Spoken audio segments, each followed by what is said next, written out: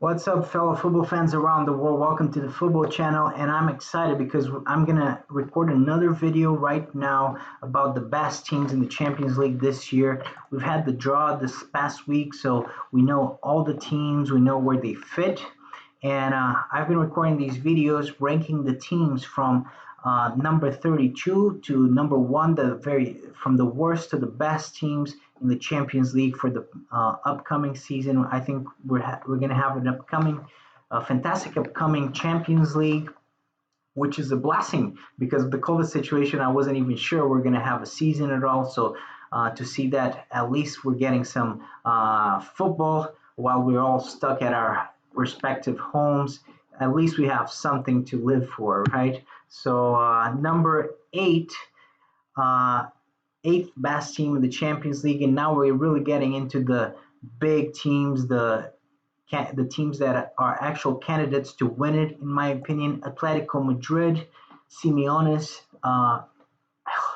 ultra defensive, ultra tough, ultra aggressive team. And this year, as you can see, they have Luis Suarez. They have a real killer, and he's 33 years old. I mean, he's no spring chicken, but he is still one of the best strikers in the world. I think Barcelona made a huge mistake in letting him go and getting almost no money for him. This was a great signing for Atletico Madrid. Even at 33 years old, 5 million pounds or so. I mean, fantastic signing for Atletico Madrid. They get superstar. They almost got Messi because Messi wanted to leave Barcelona. Who knows? Maybe next season, Enrique Cerezo thinks that he might get Messi. So we'll have to see about that. But this season, they have that fantastic attack with Suarez and Diego Costa. If they can get those two pit bulls to work together, imagine what they can accomplish. Also, the rest of the team very solid. I think Atletico Madrid, they're going to be a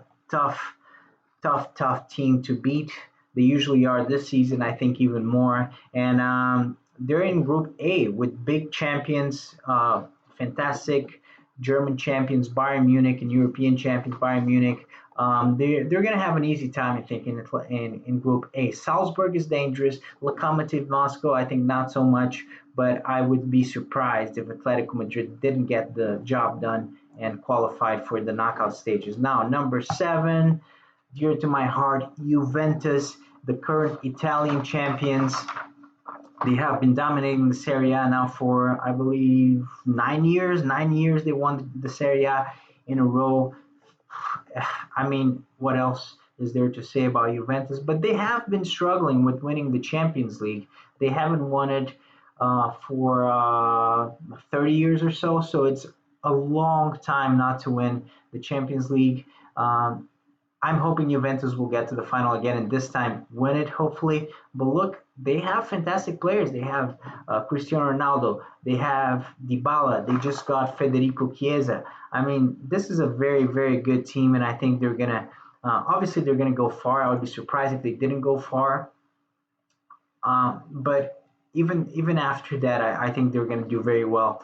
Hopefully, but look, they're in Group G. Group G is tailor-made for Juventus and Barcelona. Dinamo Kiev and Ferencváros really, they don't really have much of a chance, I think, unless they're able to pull off a huge upset. But I think Juventus, really, the question is, can Juventus win it? Can Juventus win the whole thing? And I think they can. I think this is probably going to be Cristiano Ronaldo's last opportunity to really influence the how Juventus really does at the end, because he's 35, so he's not. Maybe he'll have a couple more seasons because obviously he's in great shape. But look, they have 1, 2 more seasons with this fantastic. One of the best players in history, Cristiano Ronaldo. They have a couple seasons to try to win it still, and this is going to be an important season for Juventus. I think the Serie A is kind of a given at this point. Not that it'll be easy because they have the likes of Inter, Lazio, Atalanta, Napoli, and so on. I mean, they have competition in the Serie A, but it's kind of a given. Now, the Champions League is the big one, though. This is what Juventus fans like myself, we want to see Juventus win the Champions League. Now, number 6, PSG. They got this close. They got very, very, very close, an inch from the big trophy last season. They won everything in France, as you would expect them to. Tuchel had a fantastic, the young German manager had a fantastic season. He created a very good team. He used what he had very well, and he has a lot. He has Neymar, he has Mbappe, the two big stars, but also do not forget and discount Di Maria, Icardi. Those are big stars as well. They got Danilo Pereira from Porto this season, who's going to add a little bit more muscle in midfield. This is a very good team. They did lose Thiago Silva, though, who was an important player for them in the back line. But still, PSG, look at this picture. Neymar and Mbappe. What can you say? What can you say about PSG other than they're scary? They're really scary. Now, they are in Group H, which Manchester United, Leipzig. This is the group of death, as I said before in previous videos, no doubt about it. So they are going to have a tough time from the gate. They're going to have a tough time. I think they're going to have to play their best football, even just to qualify to the knockout stages, and then after that, the real game begins. We'll see if PSG does as well as they have done in the past. Last season, or even better. I'm sure the kind of project they have is a project made. Look at those two. They got them because they want to win the Champions League. Anything less than the Champions League is a failure for PSG. So that's the truth. They're in it to win it. Now, Manchester City, another can say the same thing about Manchester City, except obviously they play in the Premier League, so it's certainly not a given to win the Premier League. They have two competitions really to test their mettle. In the Premier League, last season for a number of years now, they weren't the best team in the Champions in the Premier League. Liverpool was even better, and by some distance. So I'm sure they'll be wanting to go back to their winning ways in the Premier League, even though they have started the season pretty badly. But I believe the Champions League is still, because that's what they haven't won yet since they were bought by their Arab overlords. And they will want to win the Champions League. Last season, they were hugely disappointing, conceding that loss against Lyon when everything seemed to indicate, especially after beating Real Madrid, that this was going to be their season. Last season was going to be their season. Very disappointing, losing against Lyon decisively as well. They lost badly against Lyon. This season, I think they're probably going to want it back. They're going to probably want to run it back.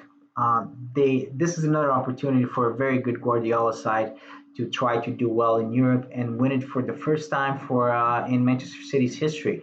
But of course, this is not the Manchester City of the past. They're going to have a very easy time in the group stage. It's not really going to start for them until they get to the knockout stages. In the group stage, they'll just fly over Porto, Olympiacos, and Marseille. I'm sure they'll have some big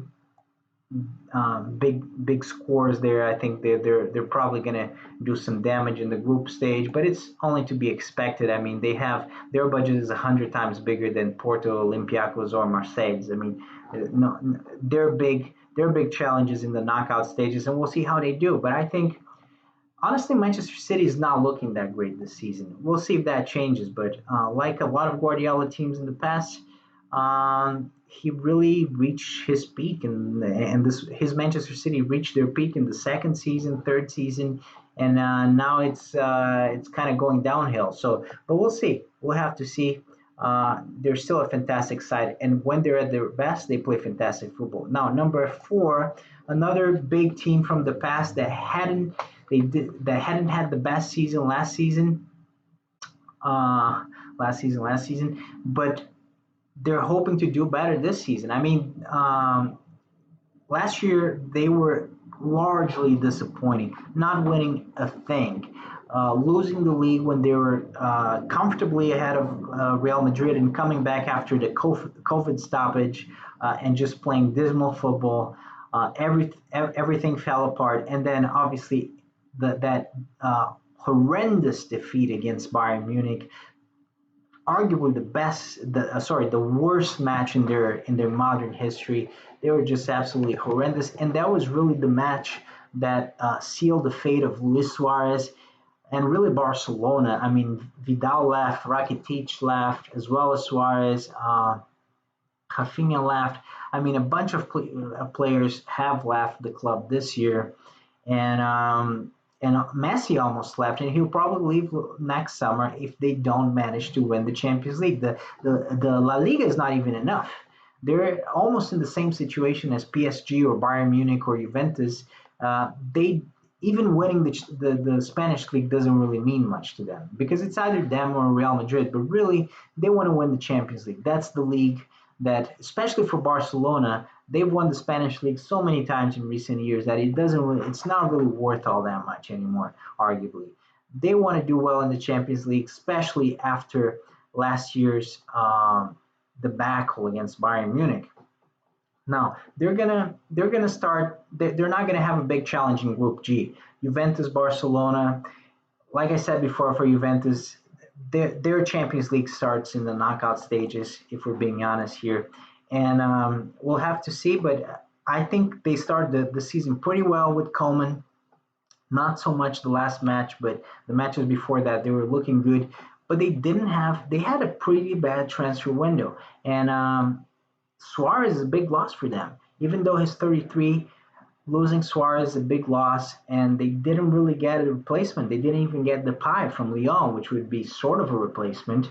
And yes, they do get Ansu Fati, who's looking like the new Messi at this point. I mean, I don't actually mean that, but he looks very very good, and he's really their best signing of the last 2 3 years, if we're being honest here. So but still not enough. And yes, they did sign Dest, which is I think Serginho Dest, great signing for right back, very young, very talented from Ajax, but still not enough. And they really need to recapture the magic. Coleman needs to do something special with these players. He needs to get Messi to play well, and he usually does. But he needs to get, more importantly, get Griezmann to perform, get Dembele to perform, um, get Coutinho to perform. You know, these players that have kind of underperformed over the years for Barcelona, and they really need to get their act together this season if they are to win the Champions League. Now, number three, Real Madrid. The problem with Real Madrid is that they're sort of an aging side. When you look at their big players from the past, Bale has left, Cristiano Ronaldo has left, Sergio Ramos is not as young as he used to be. Isco has been underperforming for a number of years now. Modric is 35, even though he's looking great. I mean, did I say Benzema is old? He also doesn't score many goals, to be fair. Why don't they get Cavani? They should have gotten Cavani, I think. But still, they need a real killer. But anyways, their best news, Vinicius Junior, who's looking very good in this beginning of the season. He's finally scoring goals. He looked good before, but he wasn't scoring goals. It didn't seem like he knew how to score goals, but now he's scoring goals. He can be an important player for them, and he can be the beginning of Real Madrid's next generation, really making an impact for the club. Maybe Odegaard. They didn't get anyone in the transfer window. Odegaard is their biggest signing, guy who's coming back from a loan. But very promising young player. Valverde is also a promising midfielder. Um, but I mean, not getting anyone in the summer, losing some players like James Rodriguez, like Bale. I don't know about Real Madrid. They look, uh, to be honest with you, they look a lot weaker on paper, in my opinion. Last year, they looked very good actually on paper. They had a number of talents. They had such incredible depth. This year, not so much. They're looking very thin. They lost a lot of players. They didn't really replace them. So I think this is not as good a Real Madrid as last season. But of course, they're Real Madrid. They own the competition. They can always win it. And I think, yeah, obviously, like all these big teams, I think the competition really starts in the knockout stages. They're in the group stage. They should really dominate. Inter is the only team that comes close to their quality. Then Shakhtar, Mönchengladbach.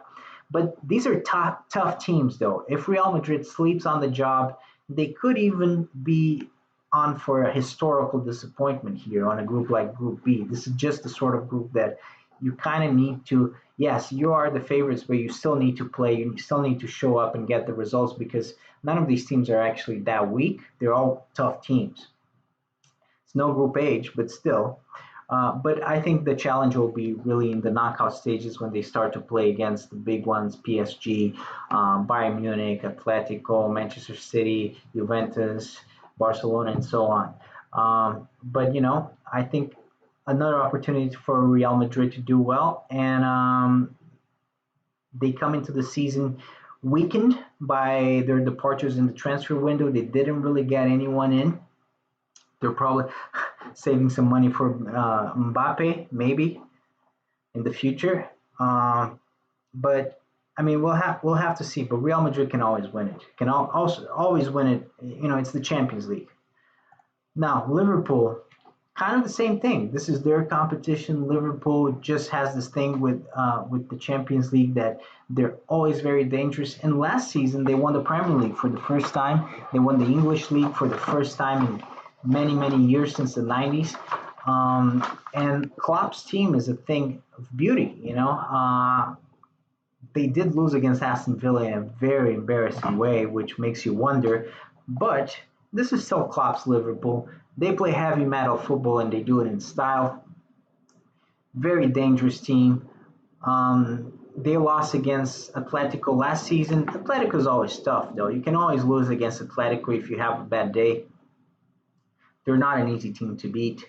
But they reached two finals in the past 3 years. They won one. Of course, this is a team to take into account. And